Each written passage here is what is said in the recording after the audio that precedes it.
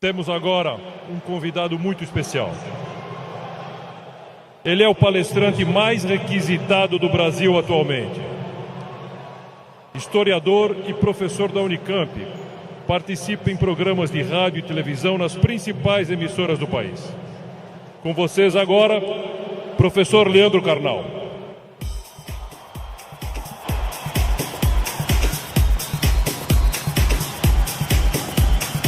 Boa tarde. Muito boa tarde.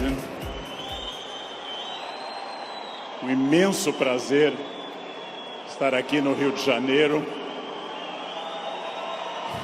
Bem, obrigado. Obrigado.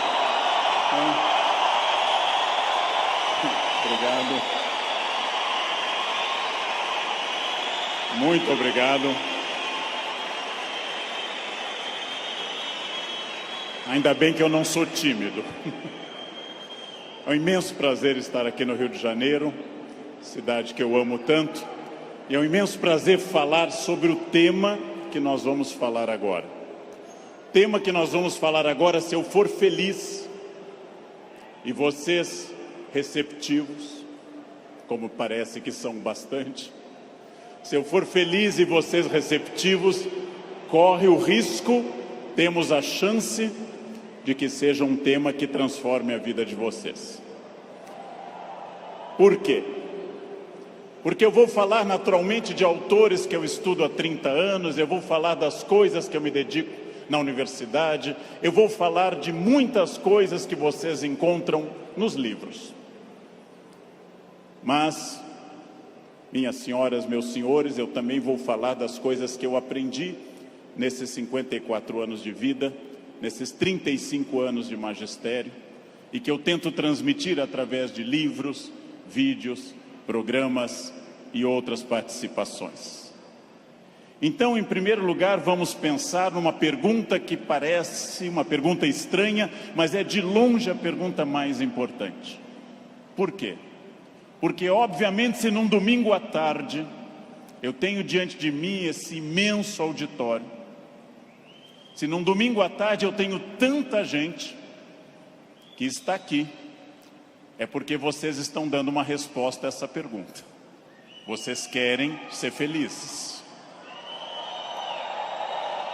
Vocês estão respondendo a uma questão importante sobre a realização da vida. Quanto mais consciente for essa resposta, quanto mais você tiver consciência do que você quer e do que você é, mais chance você vai conseguir de ser feliz. A pergunta que eu vou fazer, eu sei a resposta, porque eu estava ali atrás ouvindo essa maravilhosa rave aqui. A pergunta eu sei a resposta, porque nós estamos num clima de alegria, de entusiasmo. Entusiasmo é uma palavra linda, vem do grego cheio de Deus, entheos. Cheio de Deus, entusiasmo. Mas eu vou começar fazendo uma pergunta que eu sei a resposta. É típico de professor isso. Se eu pergunto aqui nesse ambiente entusiasmado, com 27 mil pessoas cheias de energia, se vocês são felizes, eu sei a resposta. Pergunta, nesse momento, quem nessa distinta plateia se considera uma pessoa feliz? Acaba de falir o laboratório do Prozac. Não haverá mais depressão no planeta Terra. Bem, é óbvio que a felicidade de vocês é notável. Se eu fosse cego e surdo, eu sentiria a vibração do auditório. Porém, agora começa a função chata do filósofo. Amanhã, quando vocês estiverem afônicos, semissurdos, amanhã, quando vier mais uma segunda-feira e mais uma, amanhã, quando vocês lerem os jornais, que são a coisa mais broxante que existe hoje no planeta, ler manchetes de jornais, amanhã vocês estarão talvez não tão entusiasmados quanto hoje. E daqui a 15 dias, talvez um pouco menos. Mas esse é um momento em que o entusiasmo é lógico. Então a minha pergunta é para médio e longo prazo, porque eu estou falando de um dos momentos mais difíceis da história do Brasil. Eu estou falando de um momento complicado. Ok. É para eu falar mais próximo do microfone. Eu já acho que eu estou berrando, mas... Num momento da história do Brasil onde existe uma dificuldade imensa. Eu não vou citar o nome dessas pessoas, porque dizem que o simples nome atrai energia negativa para o ambiente. Vamos chamá-los de Voldemort 1, Voldemort 2. Bem, muito difícil que eu consiga pensar, porque da mesma forma que nós temos um momento político difícil, nós temos um isolamento enorme neste país, e as pessoas quase todas estão fechadas sobre seus aparelhos, estão fechadas sobre aquilo que estão lendo e vendo, estão mais olhando suas telas do que outras pessoas. Há um individualismo enorme, crescente, há um individualismo que nos domina nesse momento, sem sombra de dúvida.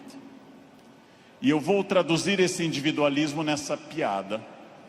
Um homem tenta advertir uma senhora que se encontra em rumo de colisão e grita o núcleo duro da mensagem, vaca, porque ele não tem tempo para elaborar uma frase, ele não tem tempo para dizer, cuidado, ó senhora, haverá um choque. Então ele grita apenas vaca, e ela que não olha para o rosto dele, e ela que não vê que o rosto dele é de preocupação e não de insulto, ela se vira e insinua que o casamento dele é uma sociedade aberta e não fechada. Bem,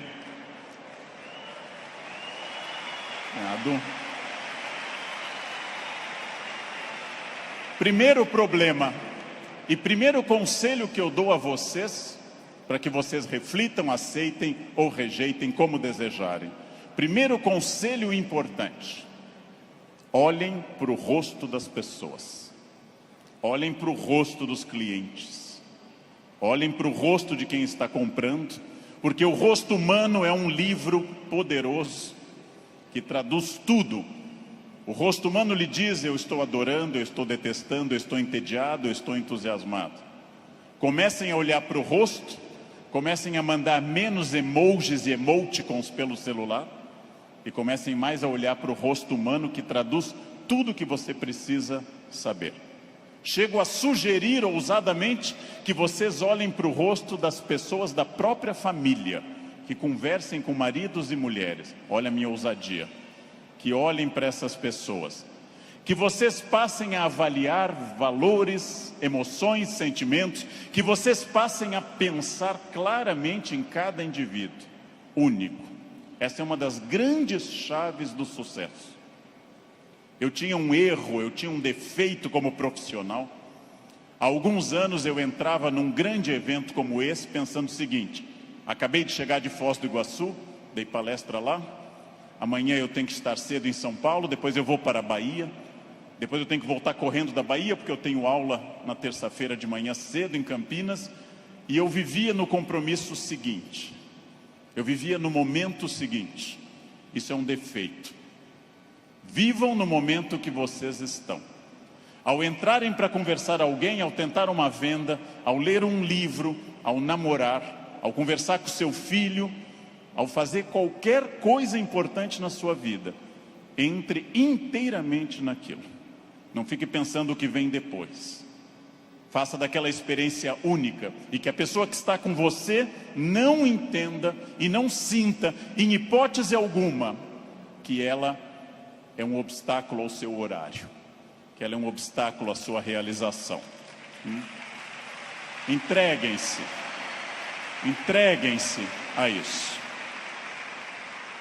Quais são os meus valores? De novo, parece uma pergunta estranha, mas é uma das perguntas mais importantes que nós temos. Qual é o seu valor? Qual é o seu valor principal? Qual o seu valor auxiliar? Que faz você se emocionar? O que move seu coração, o que impulsiona seu despertar? Quais as ideias que você tem mais fortes pela manhã? Em que você dorme pensando em quem? Estes são seus valores.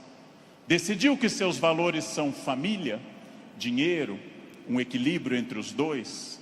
Decidiu que seus valores são viagens, família, dinheiro, um equilíbrio entre os três? Perfeito. Definido o valor, procure este valor obsessivamente, sem cessar em nenhum momento. Há mais de 40 anos, quando eu estava estudando línguas inclusive, eu ouvi várias pessoas dizendo sempre que era muito esforço. Quando eu fiz a faculdade, evitei excesso de festas, evitei maconha, o que num curso de humanas na USP é um isolamento muito grande. Não pegava ninguém. Evitei coisas, foquei no que eu queria. Eu estou aqui para estudar. Eu estou aqui para estudar muito. Depois continuei estudando e fiz mestrado e doutorado, fui morar fora, aprendi línguas e sempre mirando no meu valor. Meu valor é ser um profissional de excelência. E não apenas excelência média, de grande excelência. Então, eu mirei desde o início, gente.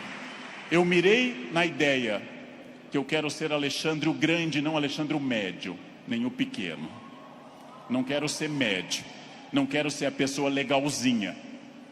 Por incrível que pareça, e até vaidoso que possa parecer a vocês, mas isso foi um lema de vida. Desde muito cedo eu disse: eu quero ser, se não o melhor, um dos melhores professores do Brasil. Um valor alto, vaidoso. Só que eu aprendi que mirando alto, às vezes a gente consegue um pouco menos. Se você mirar baixo, você consegue ainda menos. Mire alto.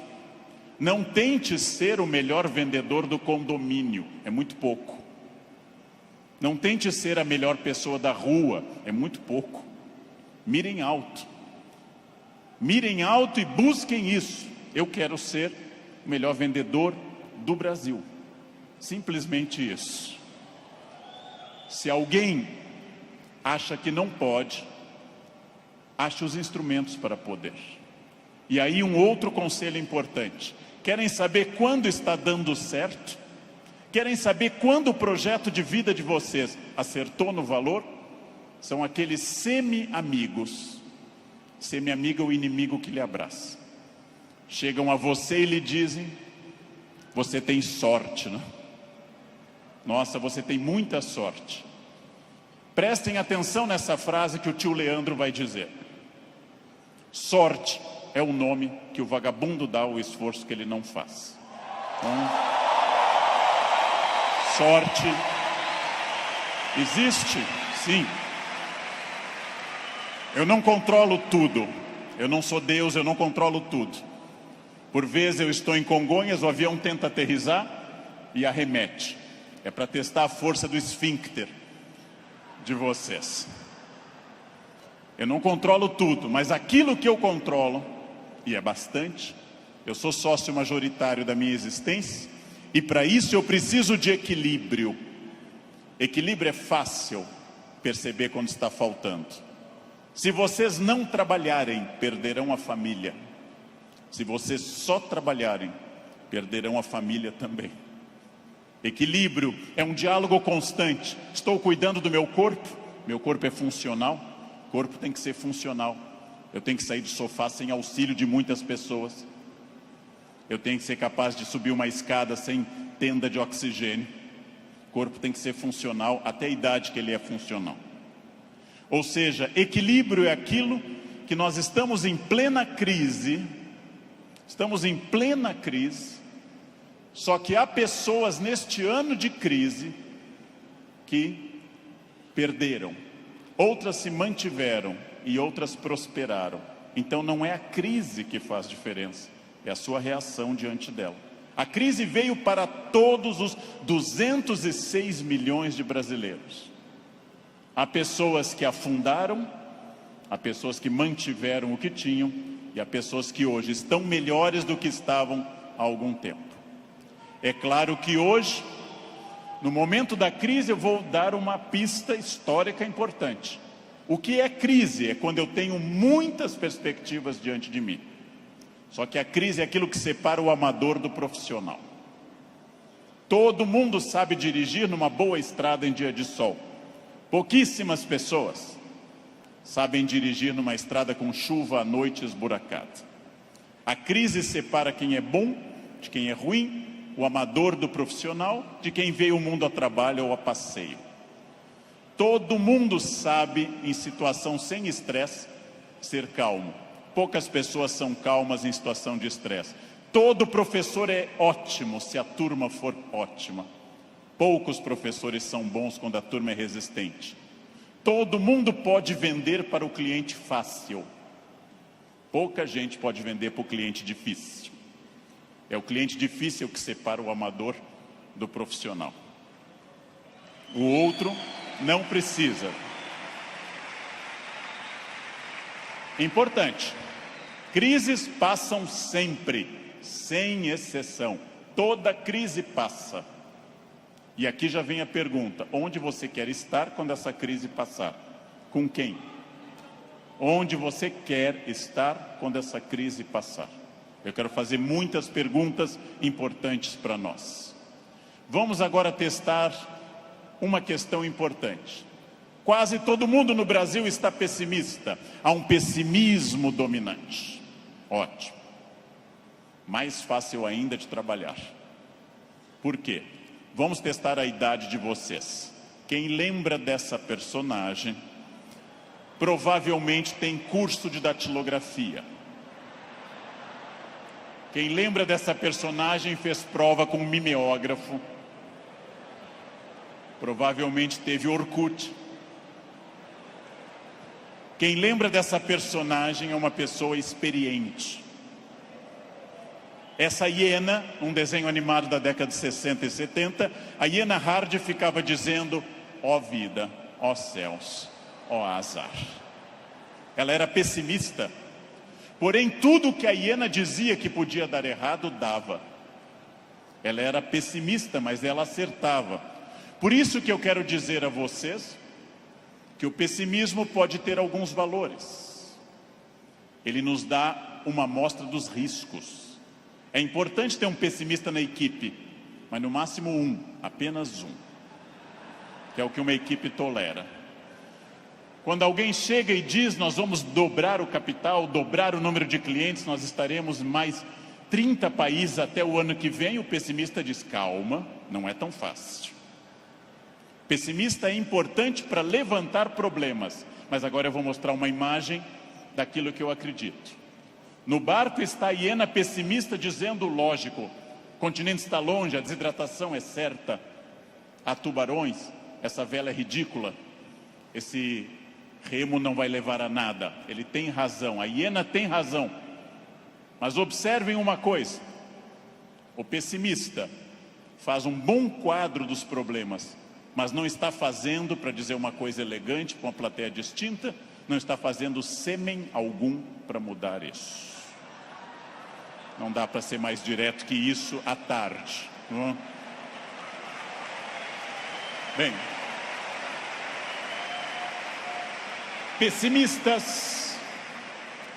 pessimistas são bons para levantar os riscos. Pessimistas são péssimos para resolver os problemas. Para eu resolver um problema, para eu resolver qualquer coisa, eu preciso de um otimismo obsessivo. Se eu não for otimista, gente, eu jamais teria casado. As estatísticas me contrariam. Casamento é submarino, pode flutuar, mas foi feito para afundar. Foi feito para afundar. Se eu não fosse tomado de um otimismo obsessivo e doentio, eu não teria filhos, porque é um investimento de retorno muito ruim. Filhos nunca amortizam o que você investe neles. Com filhos você nunca chega ao topo. Pelo contrário, você vai investir centenas de milhares de reais e vai ouvir a frase: eu te odeio. Filho não vale a pena. Casar não vale a pena. Porém, se nossos pais não tivessem tido esse otimismo obsessivo, nenhum de nós estaria aqui hoje. Então, mais uma vez, um conselho forte. Ouçam os pessimistas. Para pessimista não vale a mãe é sempre otimista com vocês. Ouçam um cunhado é bom para isso. Ouçam o cunhado. Ouçam os pessimistas. Vejam o que eles têm a dizer, agradeçam. Enquanto eles falam, tenham aquela reação bovina. Ouçam. Depois agradeçam e comecem a trabalhar com otimismo total. É só assim que se cresce. É só assim que se consegue alguma coisa.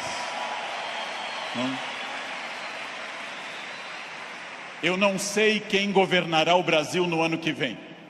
Pela tradição republicana, o pior possível, mas ainda não escolhemos. Eu não sei, aliás, nem quem governará o Brasil no fim deste ano. Eu tenho total incerteza, mas quero garantir a vocês que, apesar da imprevisibilidade, há uma chave na mão de vocês chamada preparo. Quem daqui ler mais livros sobre técnicas boas de venda, estudar mais psicologia de vendas, quem tiver mais método, quem for mais otimista, quem for mais metódico, não sabe o que vai enfrentar, mas estará melhor do que quem não fizer isso. Não sei onde estaremos, gente. Não sei onde estaremos. Vejam, em nenhum momento na graduação de História e Filosofia, em nenhum momento fazendo mestrado ou doutorado ou estudando fora, eu imaginei que um dia eu teria a honra de falar para essa plateia tão numerosa e entusiasmada. Em nenhum momento.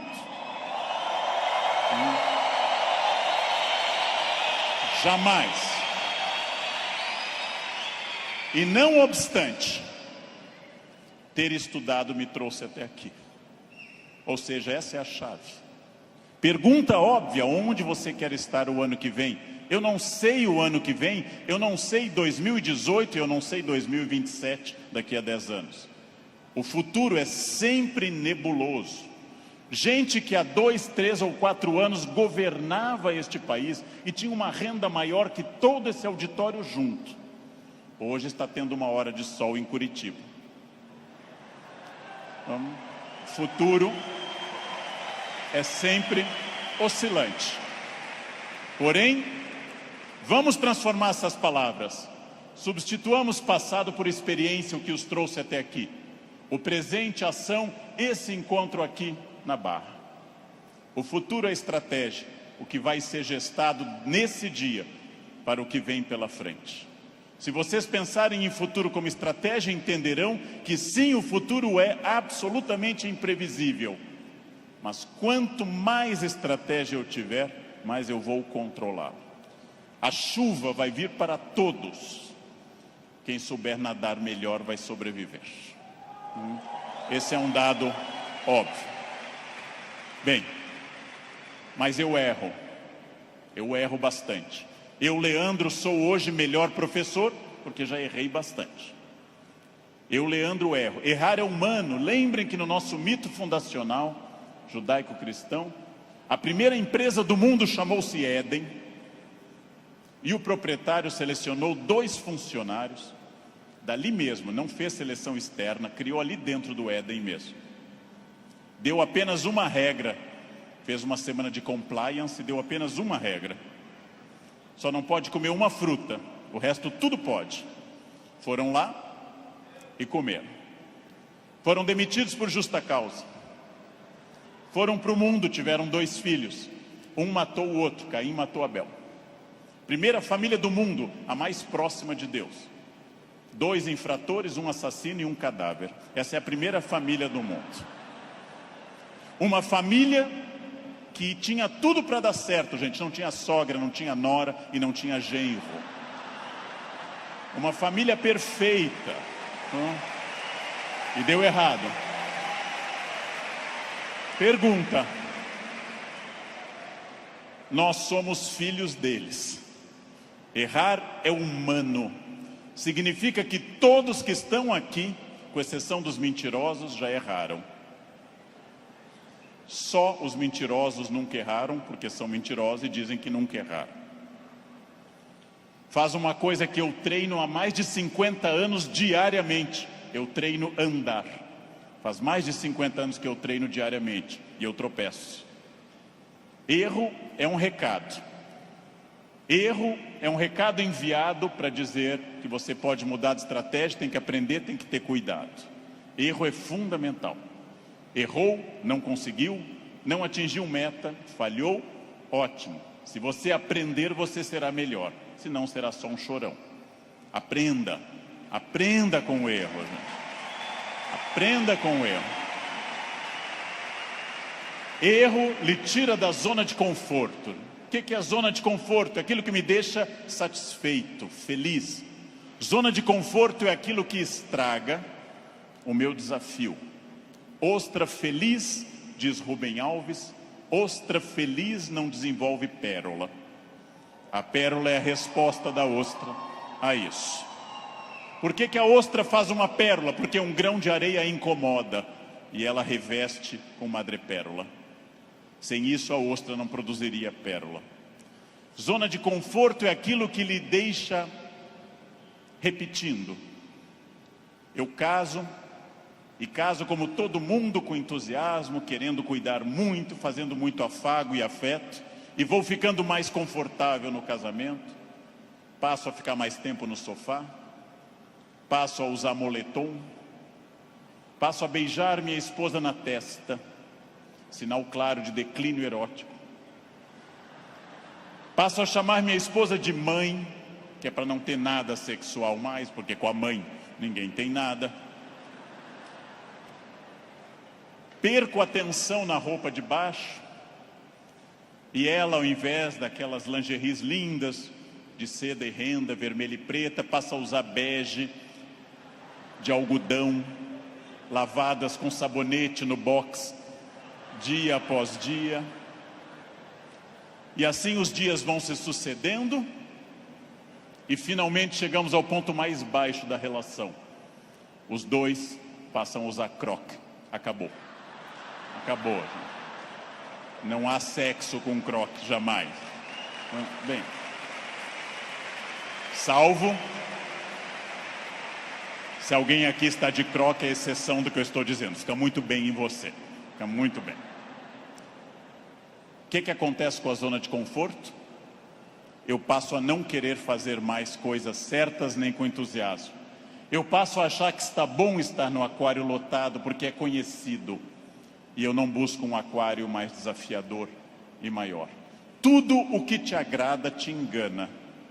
Tudo o que te seduz e te deixa confortável te conduz à mediocridade. Quanto mais você tiver desafios, mais você vai responder a esses desafios. Zona de conforto é muito curiosa, porque ela significa o fim da luta. Saiam da zona de conforto. Pensem seriamente que tudo está em mudança, tudo está envelhecendo, tudo está passando, tudo aquilo que não está se expandindo está encolhendo.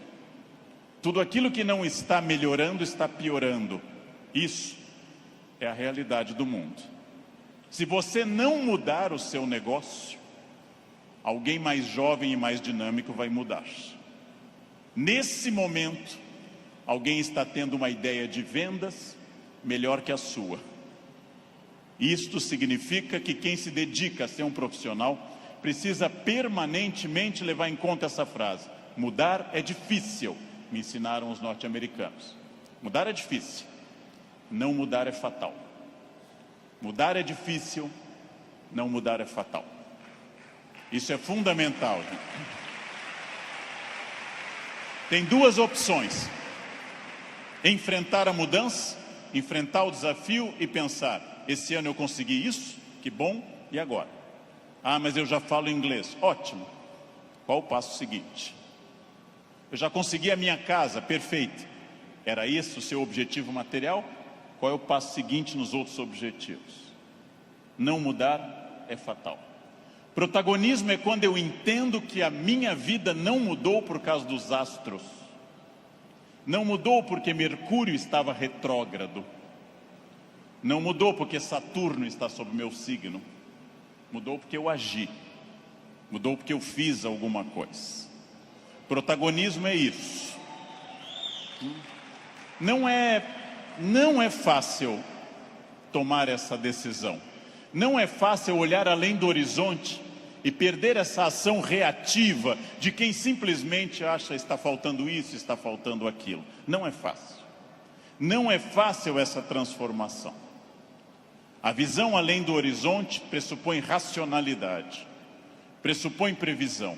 E eu venho de um país que eu amo tanto, este Brasil, apaixonadamente, um país que não gosta de ser estratégico. Todos os dias eu pego avião, gente, todos os dias, como hoje de manhã, como agora à tarde. Todos os dias eu enfrento raios-x e pessoas que passam, aí tem o celular no bolso e voltam. E eu atrás dessa pessoa envelhecendo. E a pessoa passa de novo, as moedas e volta. A botinha cafona com taxinhas, volta. Depois de 10 vezes a pessoa passa, sem nenhuma estratégia. Chega à porta do Finger, a funcionária pede o documento e começa a procurar na bolsa ou na mochila o documento.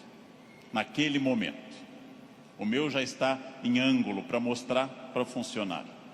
Essa pessoa acha o documento, entra no avião, vai até a metade e aí olha o seu ticket, 2A, e começa a voltar, contrariando a piracema que está indo para o fundo do avião.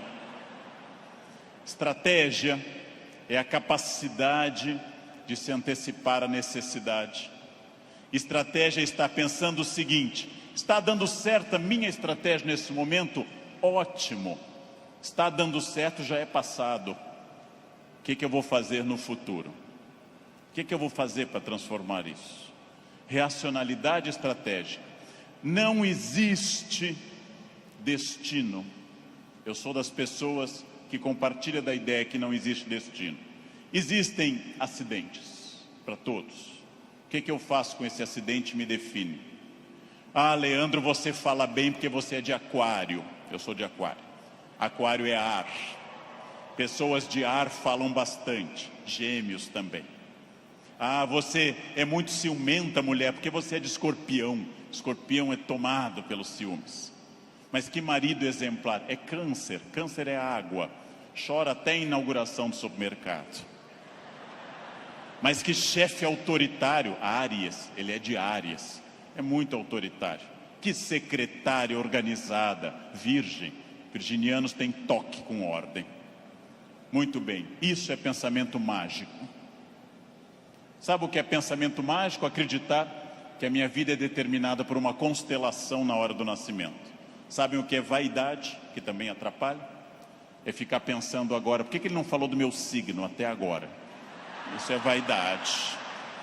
Será que ele vai falar do meu signo? Isso é vaidade. Bem, superem isso. Superem essa ideia de sorte, azar, destino. Introduzam a ideia de decisão, estratégia e trabalho. Sartre diz, o filósofo que morreu em 1980, Sartre diz: não importa o que a vida fez de você. Pausa. Importa o que você fez com o que a vida fez de você. Não importa o que a vida fez de você. Importa o que você fez com isso. Você conseguiu aprender inglês porque sua família era rica e te levava para esquiar em Aspen, no Colorado? Ótimo. Tem outra maneira de aprender, na biblioteca pública com CDs de graça. Aspen é bom. Aspen é legal. Mas não está impedido o acesso para outras pessoas. Não importa isso. A vida te deu 3 chances de sucesso material. Nascimento é a primeira. Quem nasceu de família boa, mas desprovida de recursos, já queimou 1/3 das chances. Família amorosa, mas sem CNPJ forte. Segunda chance, casamento. Quem casou por amor já queimou 2/3 das chances. Casar por amor elimina mais 1/3 das suas chances. Sobrou só um, gente. Só um caminho. Trabalhar. Trabalhar bastante. Ou casar de novo. Ou nascer de novo. Eu já me convenci que é trabalho, que queimei os 2/3 iniciais também. Tenho família amorosa e muito trabalho pela frente. O que significa aí, gente? Vamos pensar. Eu não sou controlado. Eu não sou controlado pelo destino. É óbvio que eu não sou tudo e nem posso tudo e nem sei tudo, mas eu não sou controlado pelo destino. O primeiro exercício que eu quero que nós façamos daqui para frente é o seguinte: dentro do padrão do humano, eu não posso desejar imortalidade, está fora do padrão do humano. Tirando a rainha Elizabeth, ninguém é imortal no planeta Terra. A Beth é imortal, é uma Highlander. Eu não posso dizer, eu me cuido, você vai morrer igual. Vai ser um cadáver bem cuidado. Eu hidrato a pele, vai ser um cadáver hidratado, bonito. Eu malho todos os dias, um cadáver definido, bonito também. Muito bem. A não ser que vocês queiram evitar Alzheimer, aí o meu conselho é: comam bacon, pururuca, banha. Isso evita Alzheimer. Vocês não chegarão à idade de desenvolver Alzheimer. Vão morrer antes. Não? Bem. Não controlo tudo. Não controlo tudo. Não sou dono do universo. Não posso impedir a morte, que virá. Mas entre o nascimento e a morte eu controlo muita coisa. Toda crença em destino, vocação, talento, é uma crença que tende a disfarçar o que de fato faz a diferença. E o que de fato faz a diferença é o esforço. Eu tenho uma sorte imensa quando as pessoas me dizem: Leandro, você tem sorte. Eu tenho uma sorte imensa. E essa sorte se repete diariamente, porque eu acordo às 4 da manhã. Essa é uma sorte diária. Basta eu começar a dormir o dia todo que a sorte se vai. Ninguém me controla e eu acredito, como os filósofos gregos, que a vida pode ser mais racionalizada. Eu acredito que eu tenha condições de interferir na minha vida. Eu acredito que quando eu faço a pergunta o que estamos fazendo de nós mesmos, eu posso dar uma resposta objetiva e prática. O que eu estou fazendo de mim? É um momento para pensar. O que eu estou fazendo de mim? Essa é a vida que eu estou querendo levar? Com as pessoas que eu quero? A vida é muito curta, gente, é muito rápida, é muito passageira. E ouçam alguém de mais de 50. Depois dos 40 parece ficar mais rápido ainda. Parece que passa numa velocidade incrível. A vida é muito curta para que se perca tempo numa existência medíocre, numa existência pequena, numa existência fraca. A vida é muito curta para que eu tenha uma família que eu não ame, para que eu tenha um emprego que eu não goste, para que eu tenha um trabalho que eu não me dedique. Ela é muito curta para eu ser medíocre. É muito pouco tempo para isso. Perguntem o que estamos fazendo de nós mesmos e sigam o conselho que Sócrates fundou a filosofia ocidental: conheçam-se, conhece a ti mesmo, conhecimento de si. Sigam esse conselho, sigam essa ideia de saber quem vocês são. Se eu me conhecer, ninguém me ofende. Se eu me conhecer, ninguém me ataca. Já disse isso várias vezes na internet. Quando alguém me xinga no trânsito, eu tenho que saber se a pessoa está dizendo a verdade ou mentira. E nos dois casos eu não posso me ofender. Conheçam-se. Saibam quem vocês são. O ano passado um aluno bateu a porta na minha cara e gritou: careca. O que eu vou dizer para esse aluno? Não. Retire o que você disse. Não. Estou ofendido. Vejam, as pessoas têm direito a dizer o que querem. É um direito constitucional. Eu só me ofendo quando eu concordo com elas. Ataque é veneno. Veneno só funciona se eu tomar. Ataque é veneno, eu preciso tomá-lo. Então, se eu não tomar, o veneno não funciona. Já ouvi no trânsito de São Paulo e gravei um programa sobre isso uma vez, um café filosófico. Alguém me gritou, insinuando que minha mãe exercia atividade erótica remunerada. Examino a biografia de minha mãe, hoje com 80 anos. Na juventude ela está sempre com o rosto fechado nas fotos, como era próprio daquela época, nunca sorrindo. Era obviamente uma mulher fiel, sempre triste, fechada, uma mulher de um homem só. Não ria, não tinha aquela pele brilhante da mulher que não é tão dedicada. No passado por virtude, no presente por falta de mercado, minha mãe não é uma prostituta. Então eu não me ofendo. Mas se ela fosse, e não é crime no Brasil ser, eu teria que dizer à pessoa, você conheceu mamãe? Você ia lá em casa? Não. Também não teria que me ofender. Segundo o xingamento mais comum e mais estranho, diz respeito à orientação sexual, que é mais estranho ainda, já que orientação sexual não é xingamento, mas é uma característica de cada pessoa. Alguém insinua que eu seja de uma orientação sexual específica. Eu observo e penso, tenho 54 anos, é uma idade boa para você já saber seus orifícios preferidos. É uma idade que, grosso modo, você já sabe mais ou menos o que você gosta. E não haveria problema nenhum em gostar de outra coisa. Então eu digo, você está enganado. Seguindo o velho conselho do Rio Grande do Sul, onde eu nasci, por onde sai o feijão, não entra mandioca. Bem, mas e se fosse? E se fosse, sem problema algum, eu diria a essa pessoa também, você me conhece? Eu não lembro do seu rosto, mas eu olho sempre o travesseiro, quer dizer, eu não vejo, estou sempre na fronha, eu não lembro bem do seu rosto. Sem problema também. Quando alguém lhe xinga de velha, de feio, de babaca, de filho de alguma coisa, quando alguém lhe xinga até dizendo um time de futebol específico, que eu não vou repetir, resta você saber, a pessoa está certa ou errada. Se ela estiver certa, ela não está me ofendendo.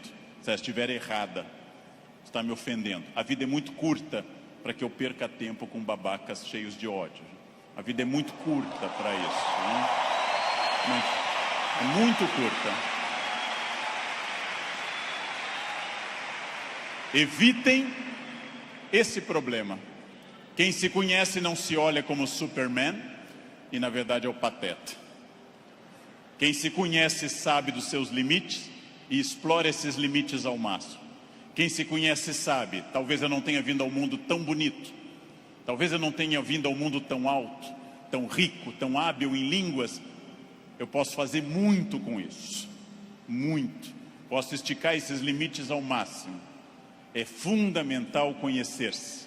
Sempre, sem exceção, sem nunca perder de vista que consciência é a chave da transformação. Consciência é a chave de todas as transformações. Respostas claras, objetivas para a pergunta que eu fiz no início. O que eu quero? Onde isso vai me levar? Quem sou eu? Isso me torna ou não feliz? Consciência. Controlar a vaidade. O principal elemento de descontrole de uma vida. Trabalhei para homens muito importantes nesse país, trabalhei com pessoas fundamentais deste país, e quase todos com o mesmo pecado, o pecado da vaidade, o pecado fundacional da humanidade, o de Lúcifer, o pecado de se achar mais do que é, e de achar que os outros concordam com isso. Mire em ser mais do que você é, mas saiba exatamente quem você é, para que o mundo não precise lembrá-lo disso com frequência. É melhor que qualquer pessoa, cobramos mais o corpo com roupas e alguém diga, nossa, você está muito bem, poderia deixar mais alguma coisa à mostra, do que alguém que diga, vai colocar uma burca, meu filho, tá demais. Quer dizer, esperem, saibam quem vocês são, saibam quais as lutas que valem a pena. Por quê? Porque a vida oferece algumas lutas muito boas. Família é uma delas. Luta contra o racismo é uma luta muito boa. dedico parte da minha vida a isso. Luta contra a violência sobre as crianças, luta contra a pedofilia, é muito boa. Essas lutas são boas, merecem toda a nossa energia, merecem todo o nosso empenho, talvez até a vida. As outras, não. Não.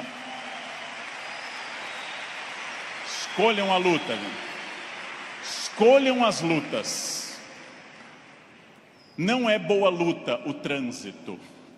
Não é boa luta. É ridículo brigar no trânsito. A pessoa pode estar simplesmente louca, drogada ou armada. Não lutem no trânsito. Não percam um projeto de vida por causa de um louco. Não lutem em família, dentro da família. Família é como herpes, volta sempre. Volta sempre, gente. Você brigou agora, no próximo Natal tem de novo. Não adianta brigar. Escolham as lutas. E quando alguém lhe ofender na sua rede social, bloqueie, apague ou ignore. Rede social não é um bom espaço de luta, é perda de tempo ficar brigando em rede social. Escolham as lutas, gente. E aqui um detalhe, uma campanha. Falando no Brasil inteiro, eu estou lançando uma campanha, gente. Pelo amor de Deus, parem de dar bom dia em grupo de WhatsApp. É a minha campanha. É minha campanha. Se alguém der bom dia, apaguem simplesmente e pronto. Pronto, falei. Escolham as lutas. O mundo inteiro hoje está centrado em duas coisas: parecer, através de redes sociais, e ter. Ter é bom, se representar que eu vou melhorar com isso. Ter para ser, ter para parecer é ruim. É bom eu ter conforto, é bom eu ter algumas coisas materiais, desde que eu saiba que elas servem à minha felicidade, e não eu sirvo as coisas. Ter e parecer não se confunde com ser. É uma palavra difícil, eu sei. É uma palavra complicada, essa tal de felicidade. Epicuro, filósofo, que eu adoro, dá uma norma muito clara: viver não é um fardo. Não viver não é um mal. Logo, diz Epicuro que nós devemos honestamente morrer e honestamente viver. Como eu posso ter medo do que é inevitável? Viver é um desafio constante, diário, não é um fardo. Não posso acordar como um condenado, não é um fardo, é bom. E também honestamente aceitar essas coisas. Muito importante, contido nessa imagem de uma escultora norte-americana, Bobby Carlyle, que eu adoro. Essa estátua chama Self-Made Man. Mostra com o talento da escultora, em bronze, uma figura de um homem esculpindo-se. É uma metáfora excelente para todos nós. Eu estou parcialmente pronto, mas eu não sou perfeito. Perfeito quer dizer em latim, feito até o fim. Perfectum, feito até o fim. Eu não sou perfeito. Eu sou perfectível, eu estou em processo de transformação, eu sou uma pessoa crescendo a cada instante. Eu tenho partes completamente prontas, outras que precisam de melhoras e outras que precisam ser criadas. Eu não estarei pronto até o fim. O jogo termina apenas no fim, construir-se. Qual é a parte que me falta? Qual é a parte que eu preciso melhorar? Qual é a parte que eu tenho que transformar? Talvez eu seja muito bom quanto a horários, quanto a sair da cama, mas eu sou bom quanto a resiliência, ou seja, enfrentar as pequenas crises cotidianas. Eu sou bom com resiliência e com horários, mas sou muito irritadiço. Tenho que trabalhar isso no meu autoconhecimento, num processo de psicologia, tenho que trabalhar minha irritação. Eu tenho partes a serem melhoradas. Meu português não é bom? Leia, aprende, estude. Eu tenho partes a serem melhoradas. É isso que nós chamamos de construir-se, fazer-se, tornar-se melhor. Não acreditar naquela síndrome de Gabriela, cravo e canela. Eu nasci assim, eu sou sempre assim. Gabriela, não existe isso. Não existe nada que eu não possa transformar dentro do padrão do humano. Construir-se. Fazer algo novo, fazer uma ideia nova, interferir no meu corpo, na minha renda, na minha família. Freud morreu em Londres fazendo essa pergunta nos seus 2 últimos anos de vida, 1938 e 39. O que as pessoas buscam tanto a infelicidade e quando encontram, ficam admiradas como se fosse uma coisa surpreendente? Por que as pessoas mantêm uma família difícil, em ambiente difícil? Por que fazem programas ruins, estressantes? Porque ano após ano repetem o mesmo erro. E depois, quando vem a infelicidade, na forma de insônia, ansiedade, depressão, angústia, elas ficam surpresas. O que houve com a minha vida? Houve o que você fez. Houve o fruto do seu projeto. Houve a sua ação, houve a sua mão neste cinzel. Trabalhem. Uns têm que trabalhar mais. Uns precisam um esforço maior. Tem gente que anda 5 minutos na esteira e define abdominais. Eu tenho raiva dessa gente. Tenho raiva. Tem gente que come brigadeiro dia e noite e está com 2% de gordura. Quero que morram. Eu vou ter que comer capim sem parar.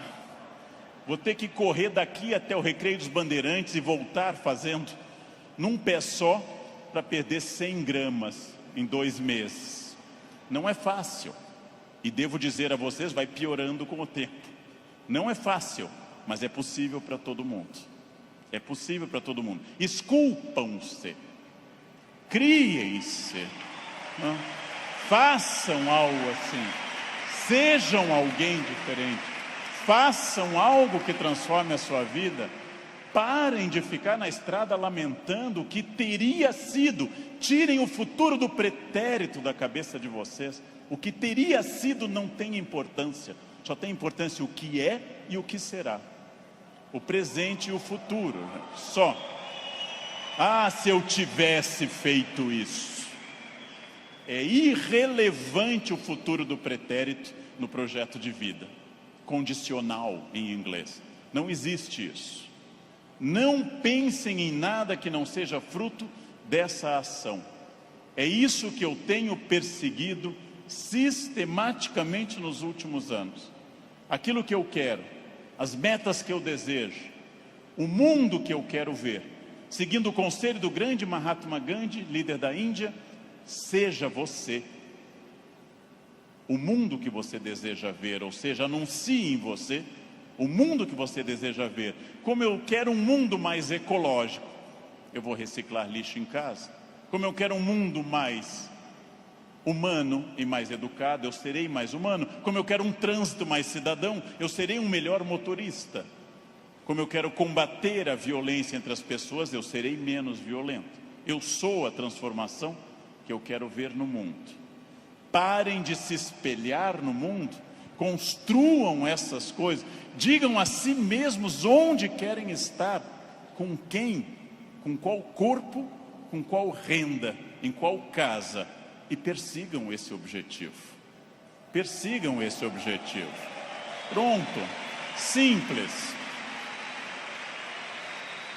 Num livro que eu acabei de ler, conta o autor que o grande pianista deu um concerto aqui no Rio, Arthur Moreira Lima, que eu admiro muito, tocou maravilhosamente Chopin, e ao final uma senhora simpática chegou e disse a Arthur Moreira Lima: nossa, eu daria minha vida para tocar como o senhor toca.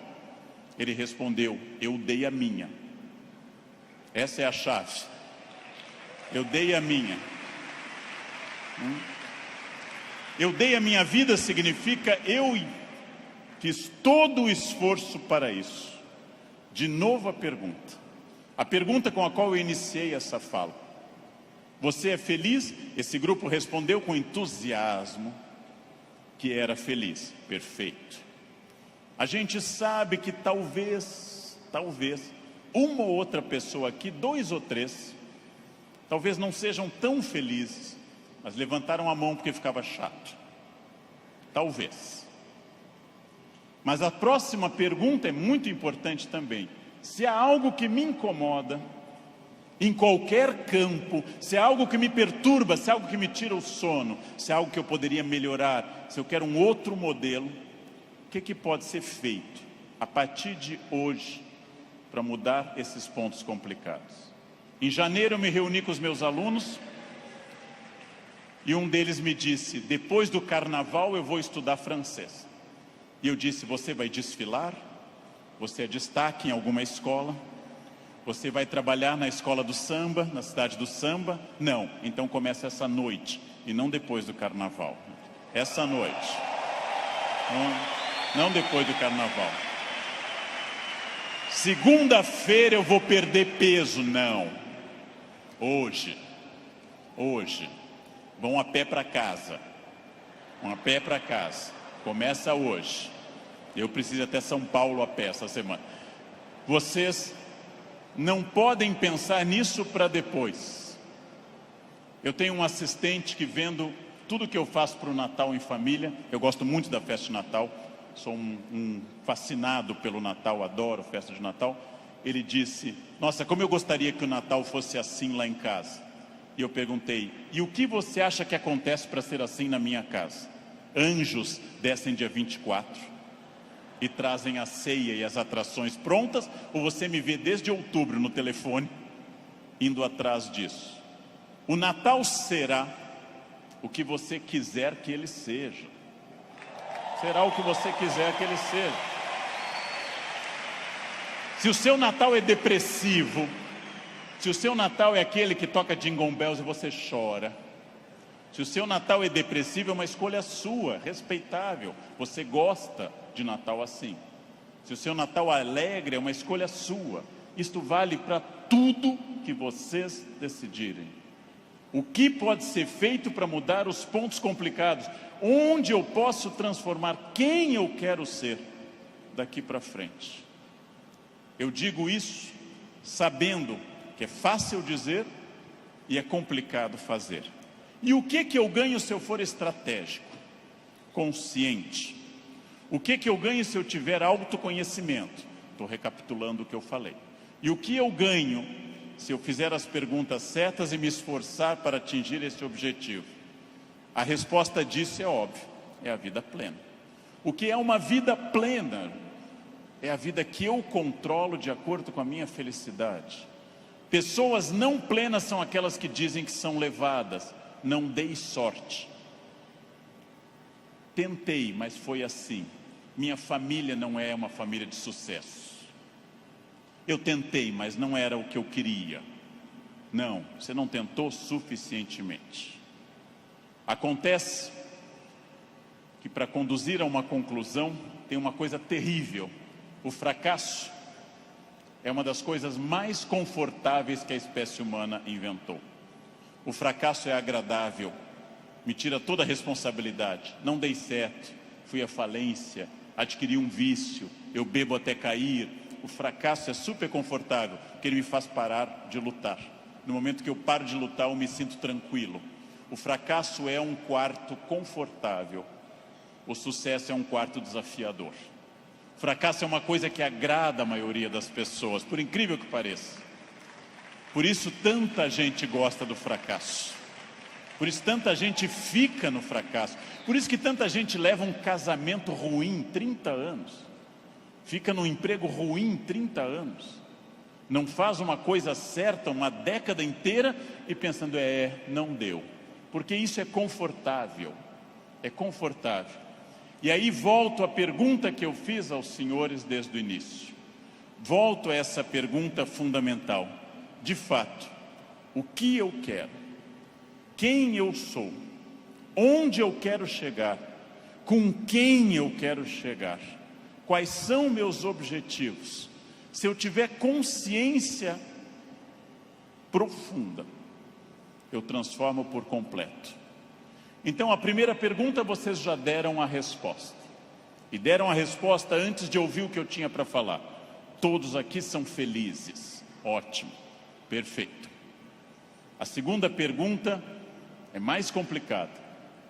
É a pergunta para deixar para vocês pensando nessa linda tarde de domingo. Quem daqui quer, nos próximos 10, 20 ou 30 anos, quem daqui quer continuar sendo feliz, com êxito e feliz? Bem, melhor ainda, eu também. Melhor ainda, agora vai começar o primeiro dia do resto da vida de vocês. Agora começa a parte mais importante. Esqueçam o que passou. Esqueçam o passado. Esqueçam tudo que veio até aqui. Reinvente-se. Reconstrua. Faça dessa vida um espaço completamente diferente. Fácil. Sua vida vai continuar sendo muito feliz. Não se acostume ao fracasso. Acostume-se à felicidade. Desafiem-se. Sejam melhores. A vida só vale a pena se ela for intensamente vivida, intensamente aproveitada dentro desses objetivos. Por que que eu sei isso? Porque é o que eu faço aqui hoje, inclusive. Então, muito obrigado pela atenção de vocês. Muito obrigado. Obrigado. Muito obrigado.